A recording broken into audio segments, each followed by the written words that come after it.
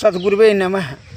निर्मल गंगा जल लेकर के आप घर आएँ, उसमें आप चिरोता घोल रहे हैं कि शक्कर घोल रहे हैं कि इमली घोल रहे हैं कि आंवला घोल रहे हैं कि मछली सिझा रहे हैं कि दारू बना रहे हैं,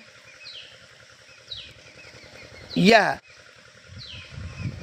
आपके दिमाग पर निर्भर है कि शिव जी के अर्पण कर रहे हैं।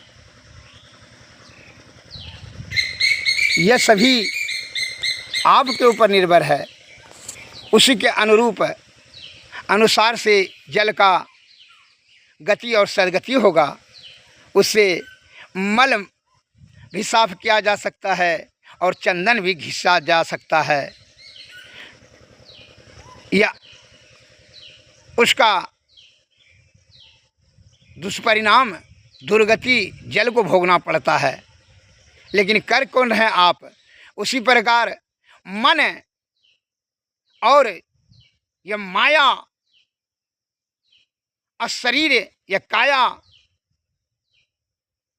के कुसंगति में जब जीवात्मा आ जाता है, वह विषय की ओर धकेल देता है। उसका दुष्परिणाम यह होता है कि जीवात्मा की दुर्गति होने लगता है। अतः सद्गति के लिए संत महात्मा लोग कहते हैं विषय का आसक्ति, विषय वासना का त्याग, साधु की संगति, सद्गुरु की कृपा और प्राण स्पंदन निरोध करने की क्रिया करके ही ध्यान अज्ञा चक्र पर दृढ़ करके सुषुम्ना में ध्यान करने से सूरज शब्द योग नदानुसंधान विधि से यह तीनों पर्दों के ऊपर अंधकार प्रकाश शब्द मंडल के परे जो ईश्वर है यह जीवात्मा पहुंचा सकते हैं सूरज शब्द योग के द्वारा। इस सभी अध्यात्म का ज्ञान युक्ति प्राप्त करने के लिए सद्गुरु की आवश्यकता है। सद्गुरु के कृपा से ही युक्ति जाने और युक्ति से भक्ति, भक्ति से मुक्ति होगा।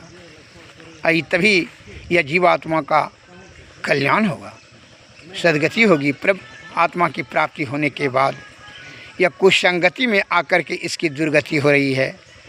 मन और इंद्रियों के विषय और माया कुसंगति में। अतः यह सद्गुरु की सुसंगति करें सद्गति प्राप्त करने के लिए।